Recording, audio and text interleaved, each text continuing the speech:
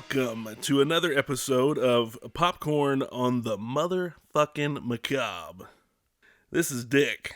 I'm sitting here with myself today, playing with myself, and I wanted to talk to you guys about my affinity for A Nightmare on Elm Street, Part 4, The Dream Master. I wouldn't say that it's my favorite of the entire, Freddy Krueger franchise, but I want to say it was the first one that I saw, if memory serves. I'm not sure. I just remember being really young when I saw it. I think I may have seen the first Nightmare on Elm Street before Part 4, but Part 4 is the one that I think I revisited the most. And as a matter of fact, I think my parents thought there was something fucking wrong with me because, I would just watch it over and over again. I was an unhealthy kid. I was like, I think something was mentally wrong with me. I don't know. I was like obsessed with horror, which I think, to me, there's nothing wrong with that. But I know there's a lot of people who probably look down on that shit. I mean, my 6th grade teacher actually told me I needed to go to a child psychologist because I was writing stories about fucking, killer leprechauns and shit. And I was a pretty fucked up kid. But my parents, they didn't give a fuck what I watched. But I think I watched so much of Freddy when I was young that I would run around the house with with like these cardboard blades on this glove that I made myself, and I would run around the house and just like, act like Krueger and try to scare everybody, just shit like that. And I finally, like, my dad was like, dude, fucking stop. Cut it out. Like, there's something fucking wrong with you. So, finally I had to stop. I didn't stop watching the movies. But, dude, I was putting, like, makeup on my face and, just scaring the shit out of everybody and, staring at them with my claws, I was like fucking Miko Hughes in Wes Craven's New Nightmare, I was that freaky as a kid. I thought I was Freddy. Anyway, so I want to get into this because Nightmare 4, first off, I'm not doing a commentary for it. This is basically just my appreciation for A Nightmare on Elm Street, Part 4, The Dream Master. And I want to talk about it, the things that I like about it, the things that I think don't work. Because it's not the best of the series, but it's like the funnest. I can say that Part 3 is probably like right on par with it. Although I think Part 3 is the better film. But this one, excuse me, I gotta take a drink of my whiskey here. A friend of mine got me this butterscotch whiskey. It's pretty good. I'll be sipping on that throughout this episode. And I'll be taking hits of my meth. I'll be snorting some of my coke. Anyway, I got all my drugs ready to go for this episode. But anyway, so Part 4, I suppose I'll just dive right into it.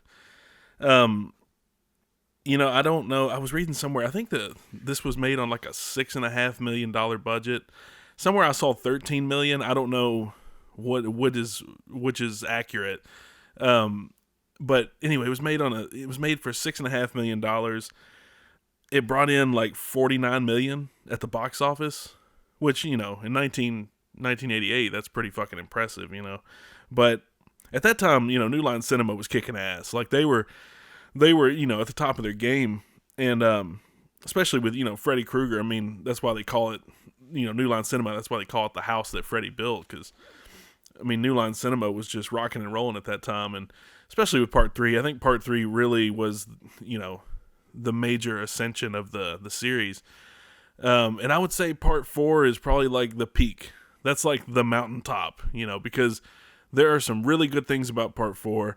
And then there's some things about Part 4 where you can tell, like, this is like maybe the downhill slide of the series. But with that being said, it's still a great fucking film.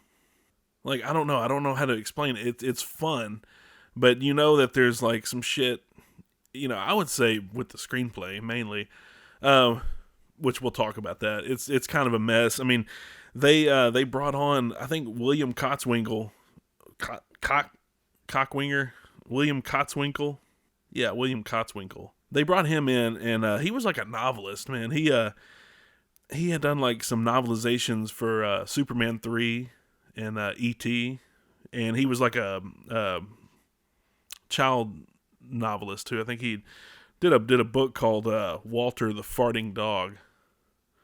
But anyway, apparently he had a better idea than Wes Craven. They, I want to say like Sarah Risher, Rachel Talalay, or whatever. May have been like Sarah Risher. I think they always, Bob Shea and them, they approached Wes Craven all the time to make sure, to see if he had any ideas. And apparently, I think Wes Craven had an idea. He and Bruce Wagner had an idea about time travel. And I think they were going to do this thing where they were going to time travel through dreams. And, basically the New Line Cinema was like, fuck that shit. We want to go with, something that is not as retarded. So they went with William Cotswinkle's idea about the Dream Master, which I don't know what the original idea was, because I don't know. I don't even know if William Cotswinkle wrote a script. I think it was just like a treatment, or it was maybe, just basically a plot outline. And because they hired Brian Helgeland to do a script, and for those who don't know Brian Helgeland, I don't know if Robert Englund recommended him, because, see, he wrote the script for 976 Evil, and that was Robert Englund's directorial debut. And I want to say Robert Englund was prepping to do that movie before Nightmare 4 started filming. I'm not sure. I don't know the exact timeline, but I think they, Bob Englund recommended Brian Helgeland because he had penned 976 Evil. So Brian Helgeland had to write the script in like 9 fucking days or something like that, which is crazy as shit. But I don't even know. I want to say that they didn't. Hell, they may have used 40% of that script, because then they brought on the Wheat Brothers, which, in the movie, I believe the credit goes to Scott Pierce, which is basically just a pseudonym that the Wheat Brothers used. And for those who don't know the Wheat Brothers went on to write Pitch Black and, shit like that. They had, they came from a horror background too. They wrote this old movie, this horror movie called Silent Scream, and that's a fucking good movie. They wrote this other one called The Return, which was okay, but for the most part, man, they wrote something else too. The Wheat Brothers. I know their claim to fame is basically Pitch Black, Chronicles of Riddick and shit like that. But they wrote this other script. It's a movie that I really like, After Midnight, and it was like an anthology film. If you get a chance to hunt that one down, it's a sick fucking film. It's awesome. But anyway, the Wheat Brothers. I know they were brought on, and maybe part of the reason that they're credited as Scott Pierce was because there was I know there was like a WGA strike going on at the time in the late 80s. Anyway, they did a draft of the script and contributed to it in some way, but for the most part, I know Nightmare 4 was a fucking nightmare, literally a fucking nightmare to shoot, because they made up a lot of shit on the spot. I think some of the actors were having to improv some of their own fucking dialogue. But, it's story-wise, it's still there. Everything is still there. I mean, it's a good fucking story. There's a lot of things I don't like about the film in terms of, I'm not going to say continuity, but one of the biggest problems I have with Nightmare 4, which it doesn't detract from anything. I mean, I still love Nightmare 4 for what it is. But in all the previous films, Krueger is going after the basically the Elm Street kids. It's all about revenge. It's about retribution. Krueger basically wants to punish these kids, and mainly punish the parents. But see, in part 4, it's like he kills the last of the Elm Street kids, which is, Kristen, Joey, and Kincaid. And then after that, he goes to Alice, which I don't mind it that much, because at that point, he's looking for, like he says, fresh meat. How sweet, fresh meat. So he just likes killing people. So at that point, it just becomes like any other arbitrary plot for, slashers around that time. And, we're on board with it because we love Freddy and we just want to see him torture motherfuckers in their dreams. And, we want to see creative death sequences. And that's what this film has to offer, by the way. I don't even know if most of the dreams in the movie, they weren't even in the fucking script. Like, I think Rennie Harlan composed a lot of the death sequences from his, they came from his own nightmares. But that's another thing I want to talk about is Rennie Harlan. They hired that dude. See, he had directed a movie called Prison already. And that was 1986, 87, maybe.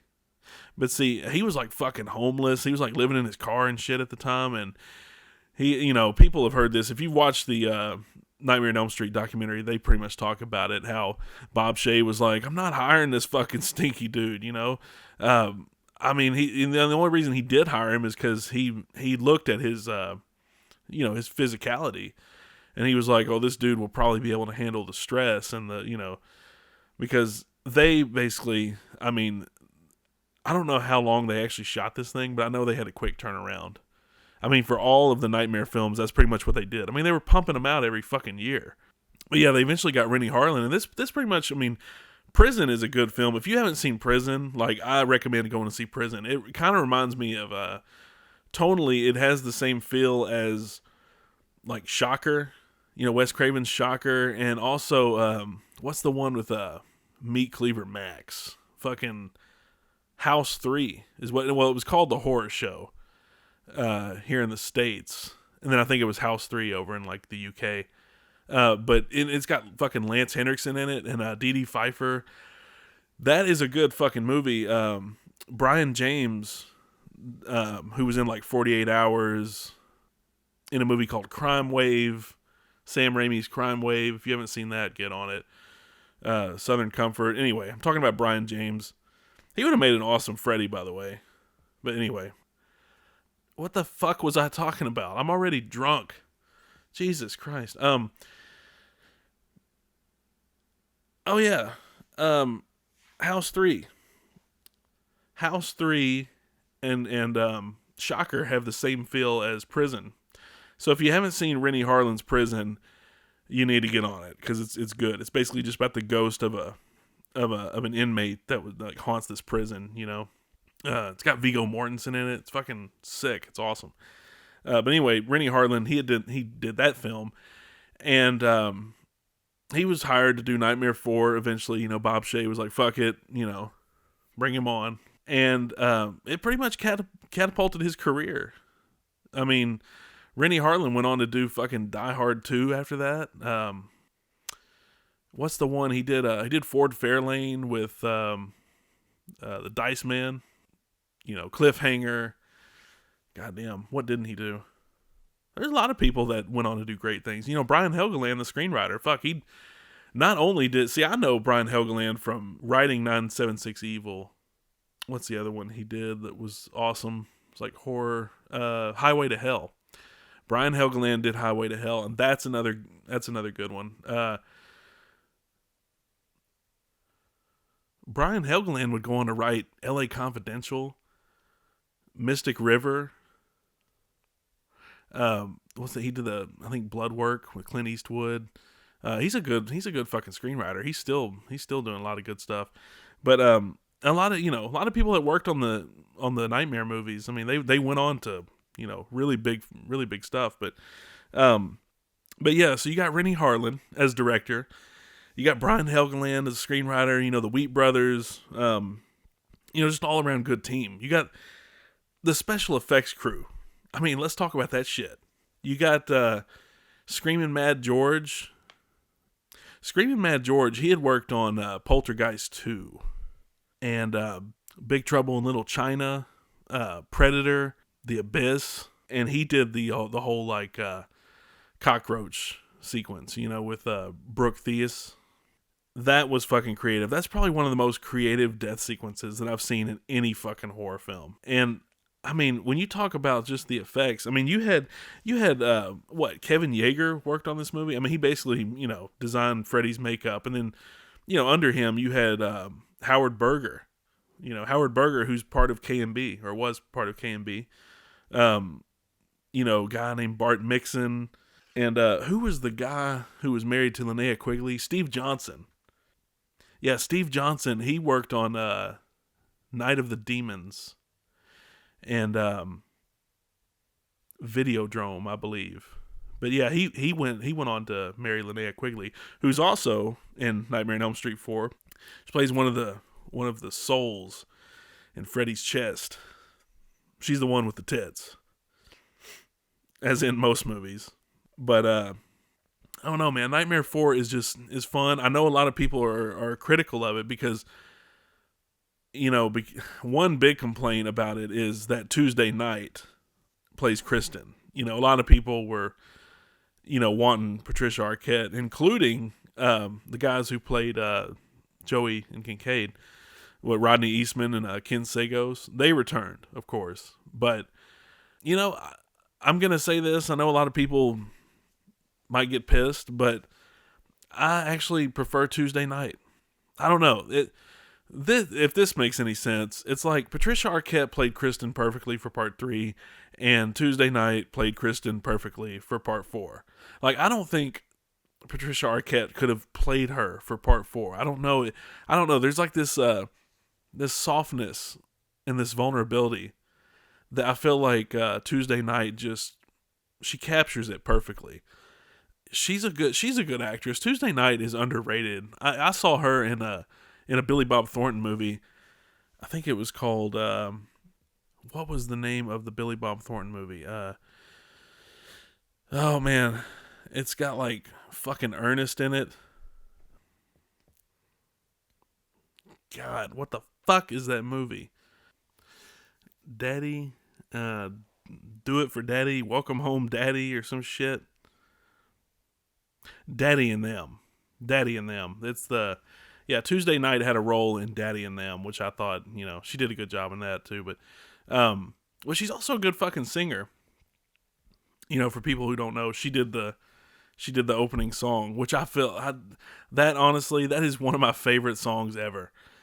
Tuesday Night's Nightmare. I think it's just called Nightmare. Running from This Nightmare. That song right there, it opens up the movie perfectly. I still, to this day, I feel like that song is one of the best songs used in an opening credit sequence ever. It's like it opens it up real smoothly, it has this eerie quality to it, this real dreamy quality to it. But Tuesday Night, she does an awesome job in the movie. I don't care what people fucking say. And I kind of had a crush on her. I'm not gonna lie. I went to Texas Frightmare and I saw Tuesday Night.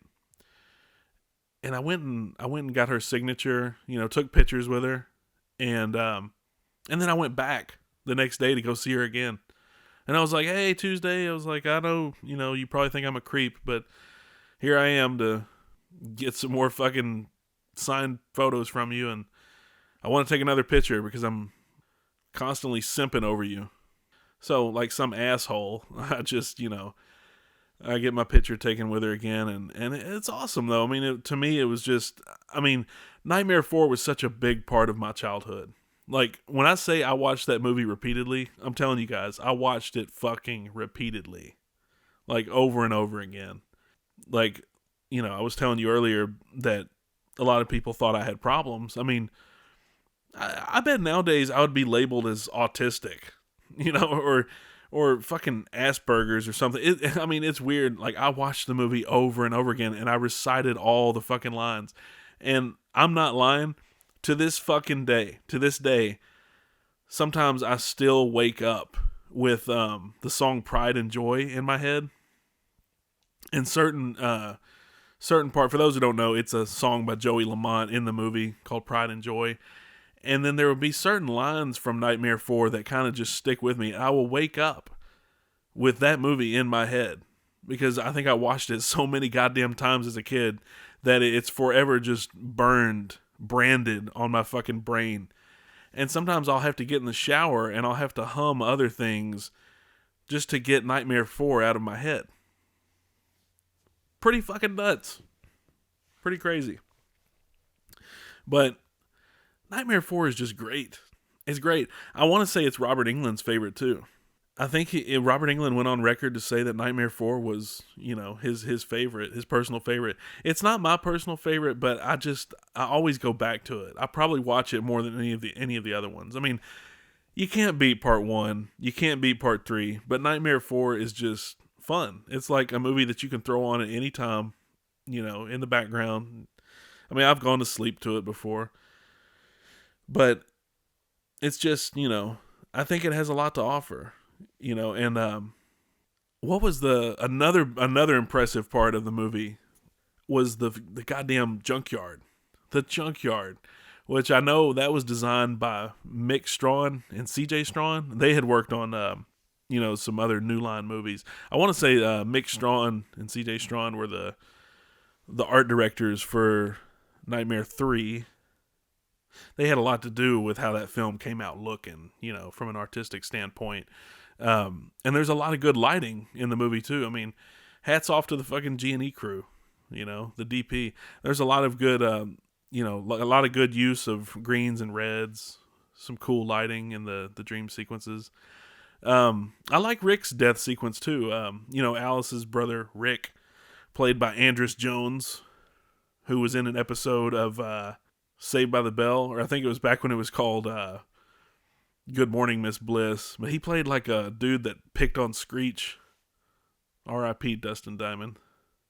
But I remember, Andrus Jones played this bully who was picking on Screech in an episode of Miss Bliss. But anyway, Andrus Jones, Rick, his death sequence, I don't know, people kind of really talk shit about that, but I actually liked it, I mean, I don't know if his character was originally supposed to be like the Karate Kid, but, I always just kind of liked that character. I think because I wanted to be him, when I was a kid, like I kind of wanted to be like Rick. I thought he was cool, had the spiked hair. And, I thought it was cool how he was just beating the shit out of the bag in the garage, listening to that fucking Dramarama song, Anything, which that's an awesome part of the movie. Just, it's an awesome song, and it's not even on the fucking soundtrack either, and it's like one of the most used songs in the movie. And I think Buck Cherry went on to remake that song too. So if you haven't heard Buck Cherry's version of Anything, check that out, because it pretty much sounds the same. But Rick's character, I think there was something in the original script, if they even had a script at that point, I don't know. From what I heard, they were constantly doing rewrites while they were filming, but like, there was a death sequence where Rick was supposed to be, going up on the elevator, which he does in the movie, of course, but like, the elevator was supposed to collapse. Like the walls were supposed to collapse in the elevator, and then he was supposed to just be like standing on the base of it as it like goes up into this black void, which would have been cool, but I guess they didn't have the wherewithal at that time, because I mean, they were shooting at a fucking breakneck pace, I'm sure. And the way New Line Cinema did it is they would have different crews to go off and shoot different segments of the film while they were, doing principal photography, I'm sure. Like, they would have all these first and second unit crews splitting off. And apparently that's one of the reasons why Tom McLaughlin didn't want to do the film. For those who don't know about this, Tom McLaughlin, I believe, he was supposed to be the director before they brought in Rennie Harlan. And I think, he had, because he had done, Jason Lives, Friday the 13th, Part 6. And, he did a good job on that film. And he probably would have kicked ass as a director on Nightmare 4. But I believe that was one of the reasons why he didn't want to work on Nightmare 4, is because of the fucking hectic schedule and the fact that they were, directing all these different sequences in the movie with different crews. And I think, Tom McLaughlin, I think, was like, no, I don't work like that. But whatever. Rennie Harlan, he worked out great. Because that's what I was going to say. Rennie Harlan he brought such a good visual flair to this movie. Like visually speaking, I mean, it's just one of the best looking movies in the Nightmare series. You know, because like Wes Craven was very creative in terms of writing. You know, I feel like he created such an such an iconic story. But part three has a really brilliant script, written by Frank Darabont, Chuck Russell, and even Wes Craven contributed to that one. And the visual style, you can tell in part three, the visual style is starting to upgrade a little bit. You know, it's starting to be a little more on the, I don't want to say cartoonish, but it's very stylish. It's very, I don't know what fucking word I'm looking for. It's just artistic. You know, you can watch part three and tell there's a different visual style from the first two films, And by the time part four comes along, it's just like, part of this whole MTV generation outlandish look. Or I don't even want to say outlandish. I don't even want to say over the top. I will say it's just, it's very bombastic or very grand. It's like part four really just wanted to be up in your face. And it was, even with a lot of the crazy sequences, like the whole movie theater scene, when Alice goes to the theater. Like, that is so fucking creative.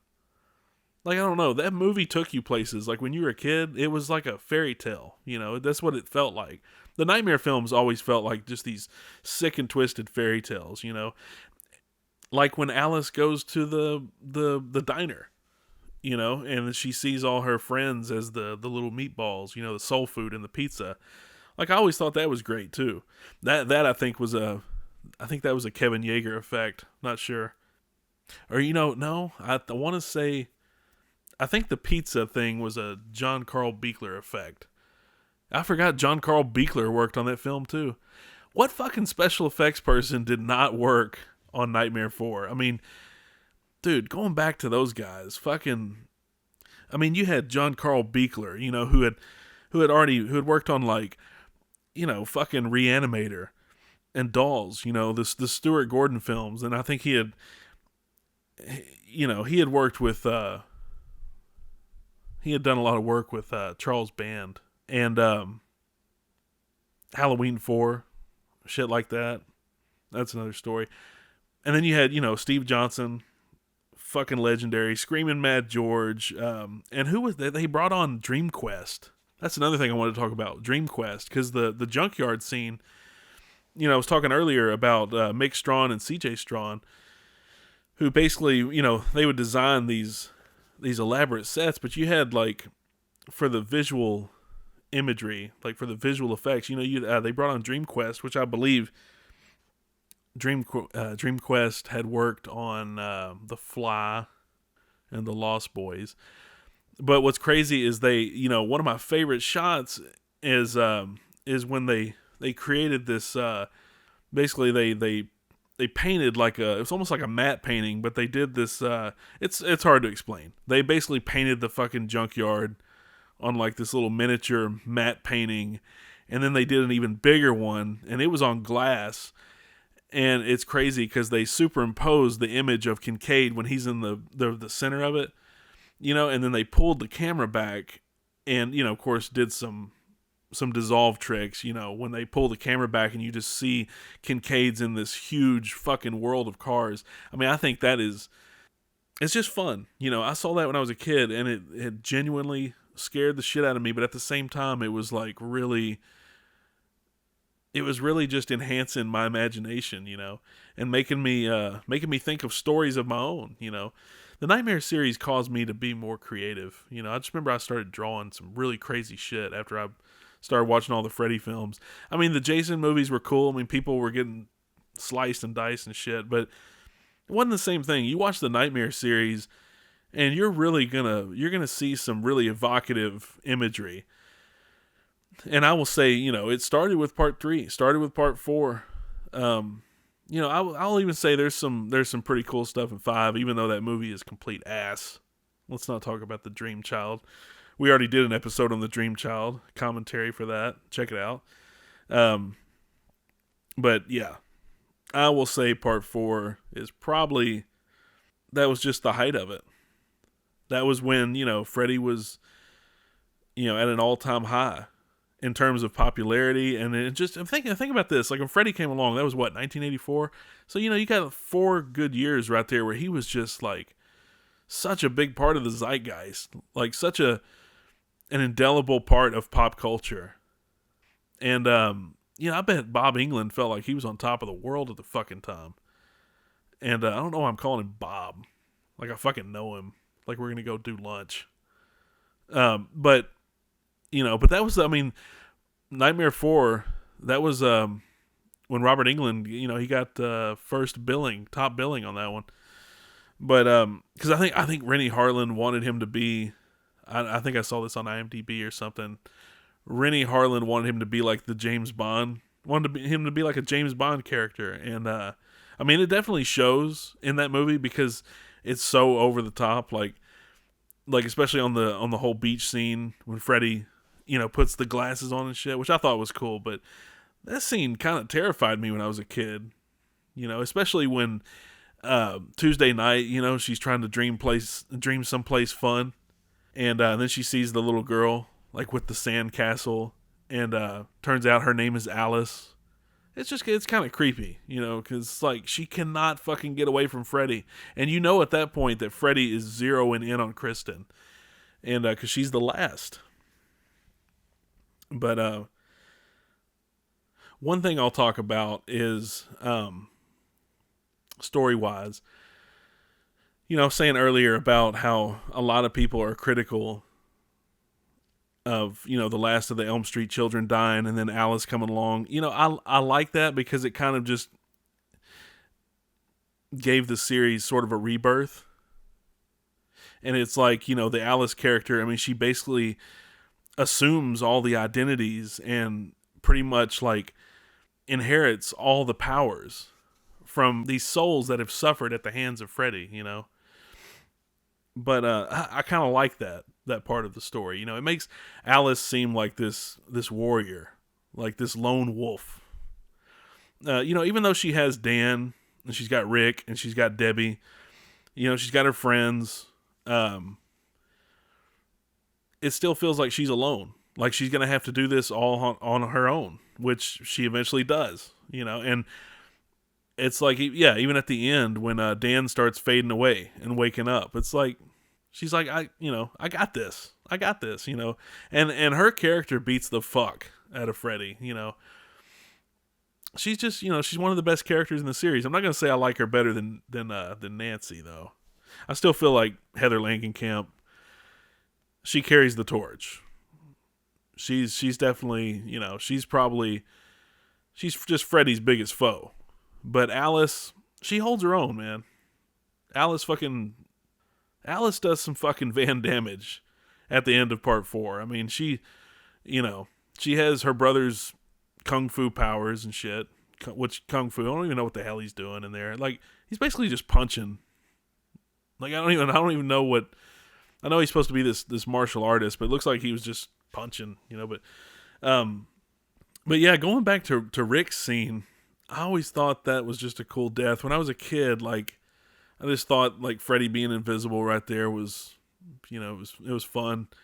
A lot of people, like I said, a lot of people hate on that scene, but the death sequences in part 4, Toy Newkirk's death scene. Let's talk about that. Sheila, which awesome character, by the way. I love Sheila's character. She should have lasted a little bit longer. Her and Debbie, I thought, her and Brooke Theus, they were good characters. But Toy Newkirk, her death scene was really was awesome, man. Like, just the, want to suck face. That was just fucking brilliant. Toy Newkirk, Brooke Theus, Andrus Jones, Danny Hassel. I thought he did a good job as Dan too. It's a good character. Kind of a dumb jock type, but then he sort of he starts fleshing the character is fleshed out a little bit more in the diner scene. When he starts coming around to to Alice, he starts listening to Alice more, And I love that scene. I love that scene when Alice is talking to Dan in the diner, and it's like, at that point you know that Dan is kind of starting to fall for Alice a little bit, but like he's on a date with this other chick that like pops in the door and she's like, we're gonna be late for the drive-in. I just always like that scene because like you can tell that Dan, like, part of him probably thinks Alice is batshit crazy for what she believes in, but he really likes her. He genuinely cares for her, and I think it shows in that scene, because there's some genuine vulnerability on, coming from Alice. Like, she's really insecure at that point because she knows that she can't sleep. And I mean, ever since she inherited Kristen's powers, like, she knows that she is the one now. Like, she's the one who is the key, I guess. Fuck, I don't know what I'm trying to say. It's like she says it herself. She's like, Kristen was the last of the kids, from the Elm Street parents who killed Freddy. And then she's like, maybe Freddy can't get to the new kids unless there's someone to bring him to him. And that's basically her. I mean, she's assumed that responsibility, and she knows it at that point. So it's really like a good turning point in the story because you can start to see Alice's arc. Her character starts to grow from that point, and because she started out as like this really insecure piece of shit, and she first off, Lisa Wilcox is no piece of shit. She is fine as hell. Like that woman is gorgeous even to this day. Like, still beautiful. Like, but the Alice character is interesting because at first you don't know that she's going to be the heroine. You have no idea that she's going to be this protagonist type.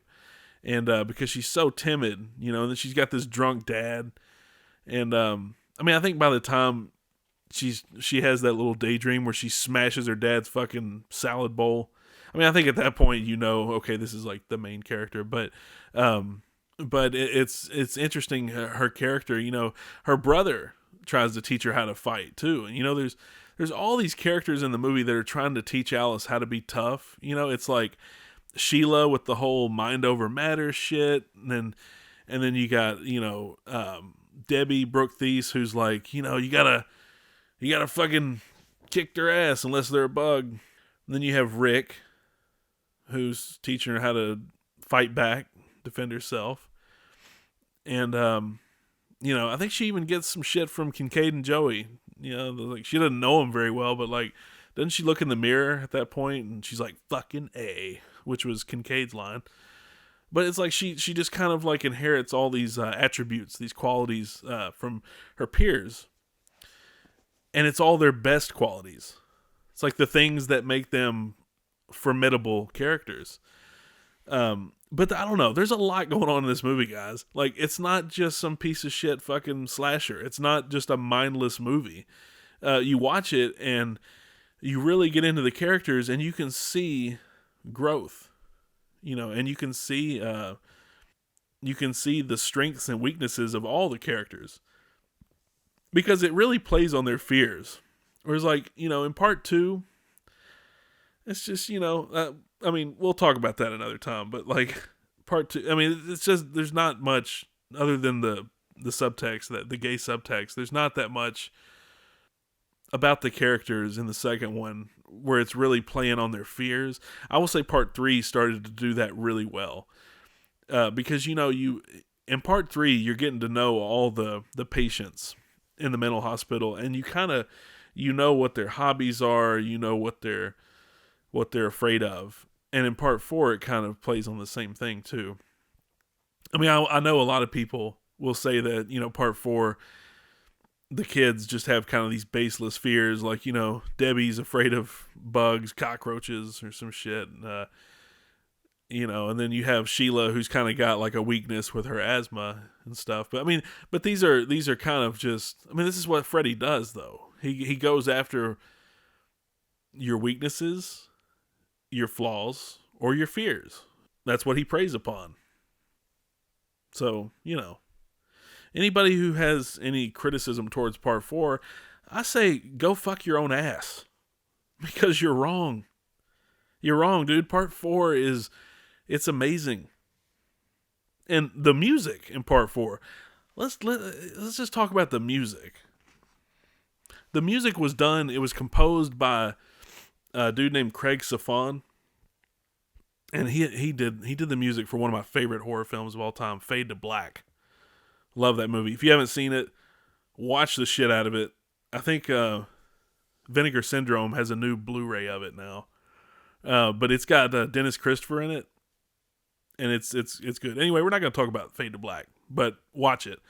But Craig Safan did the music for that movie, and he did the music for I think he did some music for Cheers, which is pretty epic, just in and of itself. And then he did the music for another horror movie called Nightmares, oddly enough. Nightmares is another fucking good movie. If you haven't seen that one, I know I keep segueing into these other films, but you gotta see Nightmares.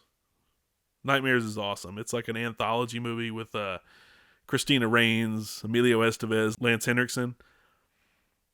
And it's just got these really awesome stories in it. There's one with where Lance Henriksen gets chased by this fucking... He's like a priest, I think, and he's losing his faith, and he gets tested by this... it's kind of like Duel. He gets chased by this demonic truck, or something from what I remember. I need to go back and revisit it. I love Nightmares, though. But anyway, Craig Safan did the music for those movies, and I feel like he does a good job with the score in part 4. I love the music for Nightmare 4.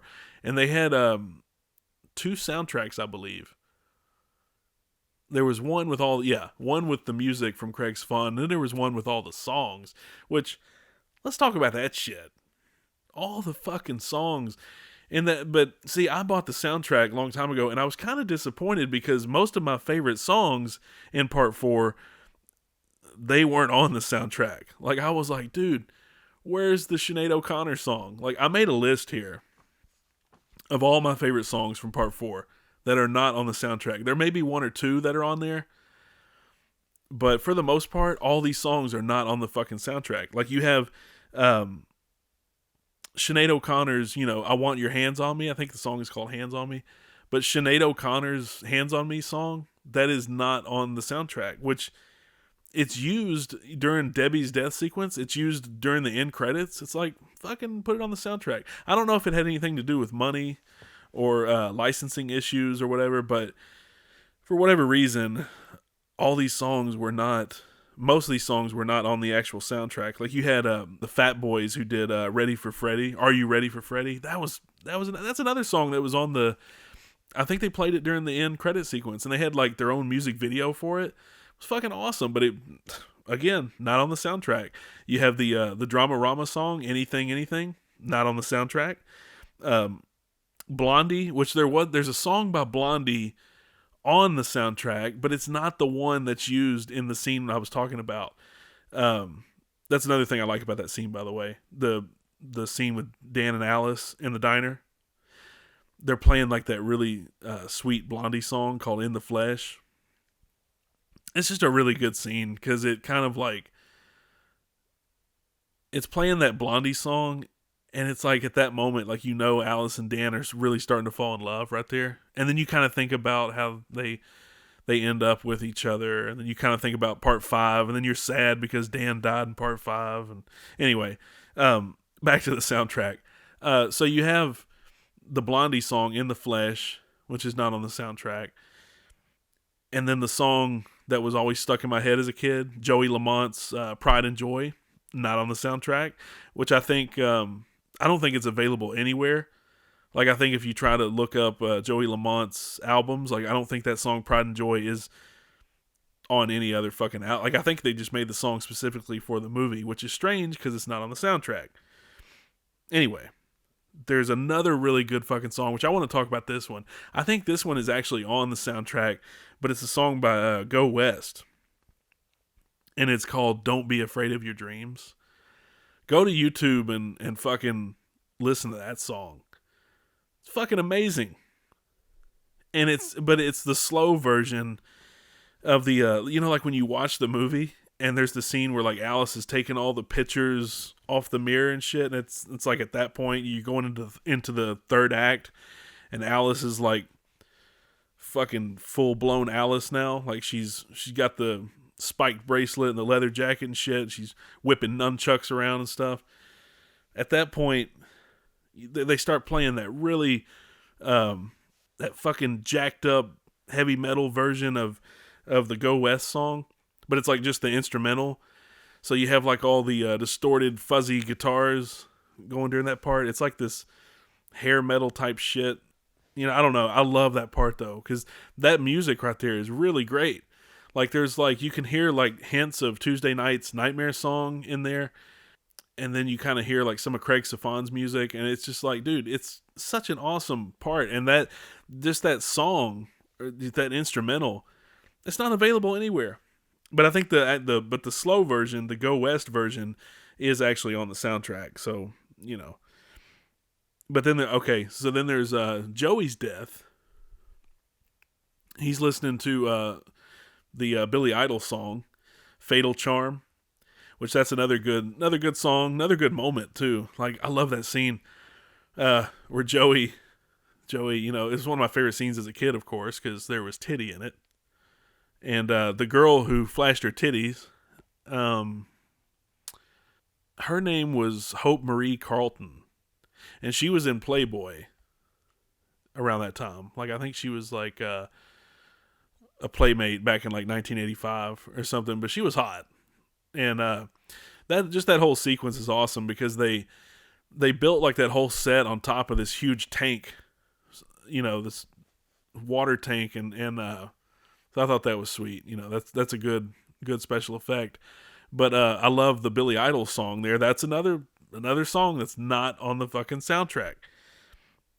And then, you know, lastly, the Tuesday Night song, Nightmare. The one that literally, the one that opens the fucking movie up. Like that song. And it's so catchy too. It's not on the soundtrack. But I think the story behind that is, I don't know. I mean, that's why I think it has to do with licensing issues, because at that time, Tuesday Night supposedly didn't know much about business, and she was kind of just submitting a song to Rennie Harlan. And she was like, here, use this. I just recorded it.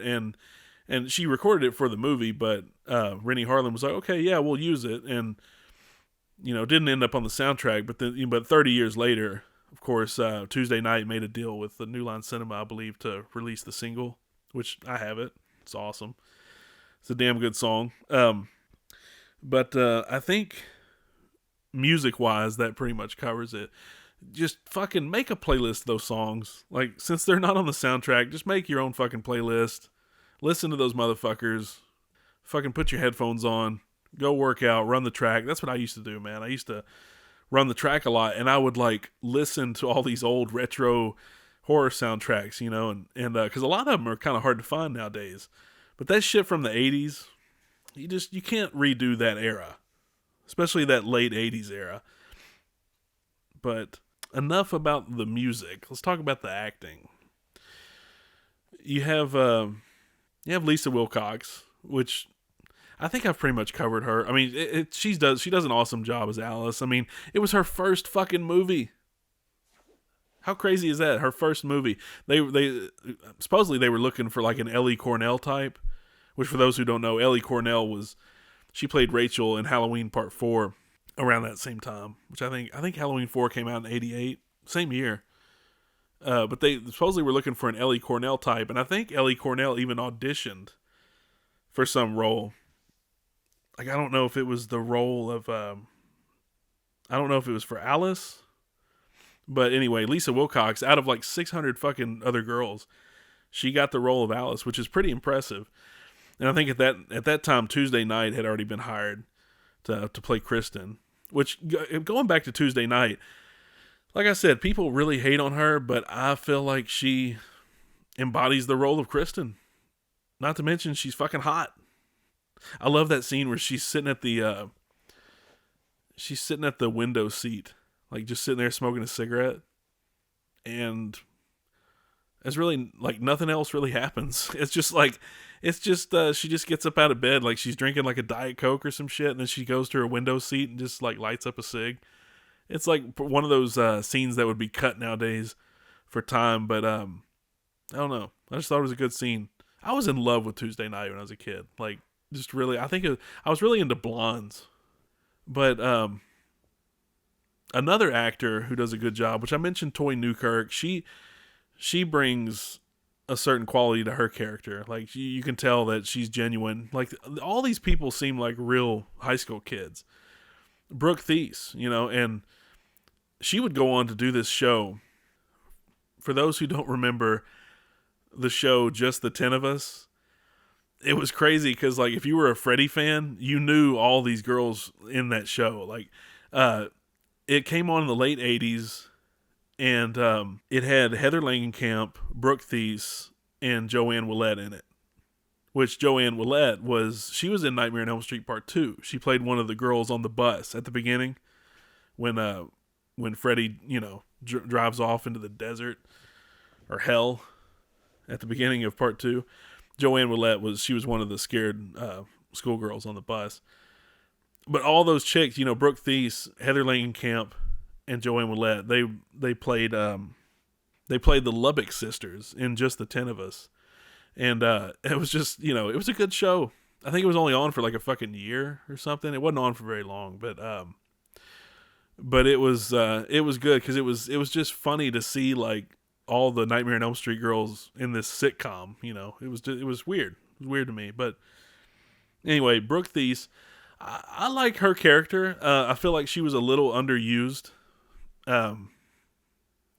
but I feel like her death scene kind of makes up for that because like she definitely gets some screen time during that Roach Motel scene, and you can see her character kind of fully fleshed out at that point because it's like, I mean, obviously this bitch is really afraid of bugs, as elaborate and drawn out as that sequence is. But she's supposed to be this tough girl type, and that's what I liked about her. She was another character who was kind of, she was trying to get Alice to man up, trying to get her balls to drop. But she was a good character. And Rick, I really like the relationship between Alice and Rick because I feel like, as brother and sister, they were really close. And I liked seeing that camaraderie between brother and sister. And I feel like some of the scenes work really well between them because I know they had to kind of write some of their own dialogue. Once again, it goes back to the fucking script that, for the most part, had to be written on set, like while they were shooting because, they didn't have a fucking screenwriter. So I think that's why some of those scenes work. Especially, one of my favorite scenes is when they're, the swish killed the fish, that scene. I feel like that's a good character development scene because that's when Rick is trying to coach Alice a little bit, trying to get her to fight back, and she can't kick worth a shit. And it's just like a good little comic relief scene too, with her fucking shoe flying into the fish tank.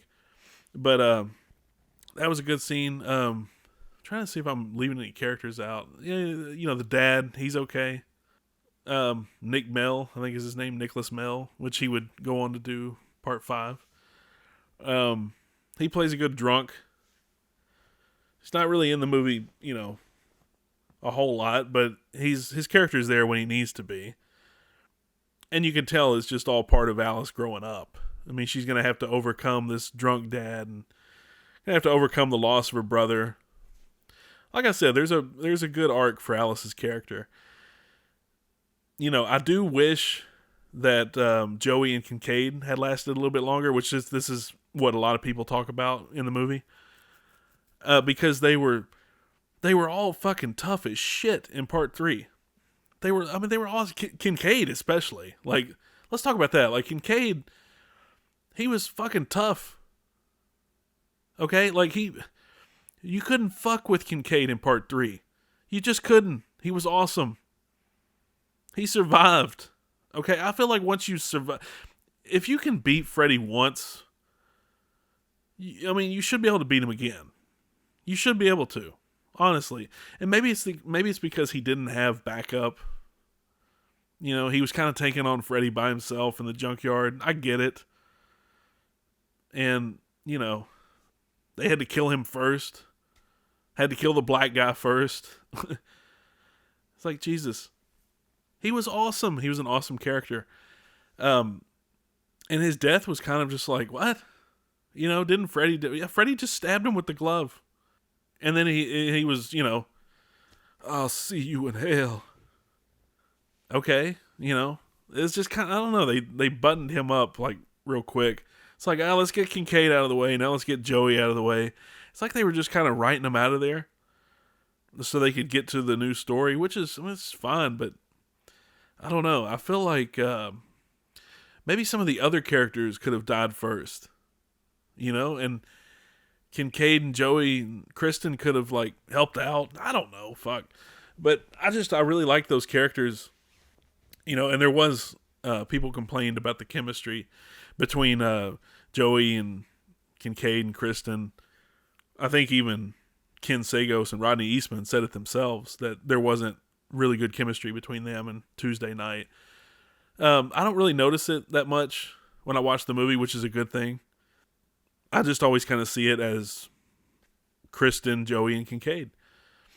I feel like they're the same characters. Like I said, Tuesday Night, to me, she does a good job. Rodney Eastman has a little bit more to play with in this one. I mean, he's totally underused, but at least he talks. It's like he's kind of growing into the Joey that he really wasn't in part 3. Up until the end when he does his fucking heavy metal scream. But, yeah, Joey and Kincaid, good characters. Kristen, good character. Kristen's mom, fucking bitch. Brooke Bundy, which was, for those who don't know, I'm pretty sure you do. If you've watched the fucking Never Sleep Again documentary, there's probably nothing I'm saying on here that you don't know already. But this is just my appreciation for the film. So there's all kinds of factoids here. But, Brooke Bundy was Tiffany Helm's mom in real life, which Tiffany Helm played Violet in Friday the 13th, Part 5. But, yeah, what else can I say about Nightmare 4? I mean, it's fucking great. I think at the time, Nightmare 4 was the highest grossing of the franchise up until, Freddy versus Jason. But, like I said, that was when Freddy was, at an all-time high in terms of just popularity. That was when I think Freddy's Nightmares, the TV show, was spawned from just Part 4's popularity. They were like, man, we can really make some money off this fucking dude. Like, man, they had Freddy lunchboxes when I was a kid. You had like Freddy trading cards, Freddy toys, Freddy lunchboxes, Freddy shirts. I'm surprised they didn't do a fucking Saturday morning cartoon of Freddy. I mean, there was Freddy dolls, Freddy masks. Everything was all about Freddy. And it's crazy because he was like a pedophile. Or, I guess, child murderer. He was, I think Wes Craven had originally made him a kind of a pedophile. But then he ended up kind of just being just a child murderer. So, but it was crazy how, like, in the 80s, everybody was just like, oh, Freddy, we love Freddy, just like little kids. And it was weird. But the 80s were awesome. People didn't question everything back then. It was just like, this is what it is. This is supposed to be fun. Have fun with it. Don't go tweet about it and shit like everybody does nowadays. I don't even really think mothers, like angry mothers or parents, conservative parents, I don't really think they had a problem with Freddy. Freddy was fucking beloved in the 80s. I think even Ronald Reagan said some shit about Freddy in the 80s. Like, it was just like, he was just such a lovable fucking dude. I say lovable, but more like affable. Like, it was, Freddy Krueger was kind of like, I don't know, he was just such a big part of pop culture. I mean, he was all over fucking MTV. I don't know, he just kind of became like this rock star. And it all has to do with Robert Englund's charisma, of course. I mean, he just made the character who he is. And I don't care what anybody says. Nobody else can fucking play Freddy. You can try. You can put Jackie Earle Haley in there. You can put fucking Kevin Bacon in there all you want. Nobody can fucking play Freddy other than Bob Englund.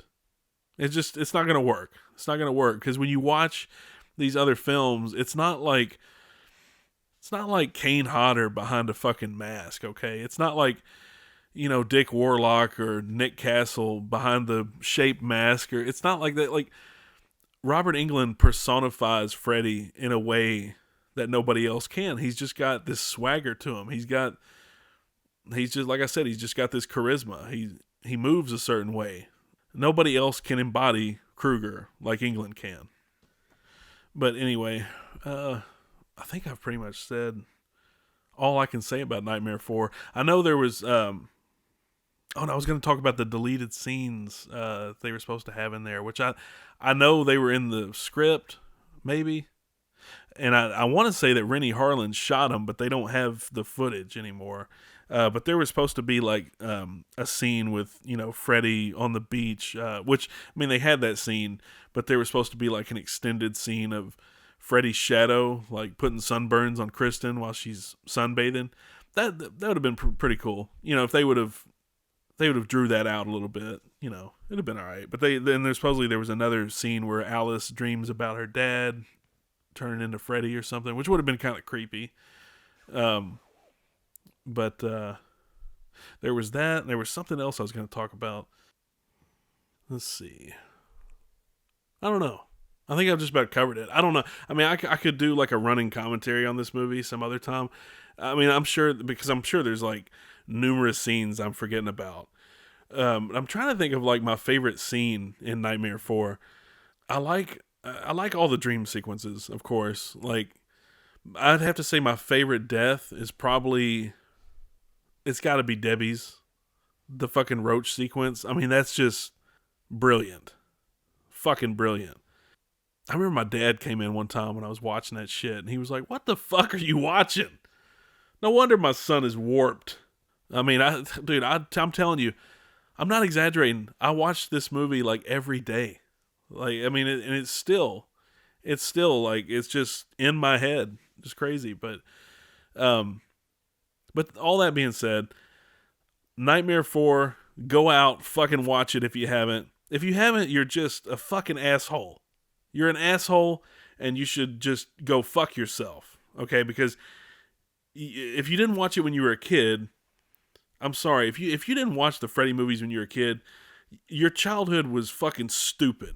And I'm sorry you missed out, but stop being an asshole and go watch Nightmare 4. Because it's awesome. Now, it's not the best. Like I said, this is just an appreciation for A Nightmare on Elm Street Part 4. But I will go ahead and tell you that it's not as good as Part 1. It's not as good as Part 3. I'm not even sure it's as good as Wes Craven's New Nightmare. I don't know, because my list kind of changes every now and then, so I don't know. But I'll go ahead and give you my popcorn kernel rating for Nightmare on Elm Street 4. And I'm going to give the movie a solid 3.5 popcorn kernels out of 5. I can't quite give it the extra pop, because there are a few flaws in Nightmare 4 that make it a little hokey, and I think I kind of discussed all those flaws. It's not perfect. It's not a perfect film, but it's a goddamn highly entertaining, fun film. And anybody who doesn't think so can just go eat a cock. Because, I mean, Freddy 4, it's the cat's pajamas. It's just like I said, it's just one of those movies that you can throw on in the background and, and feel comfortable. I don't know. It has this, to me anyway. I know I'm biased because I was fucking raised on it.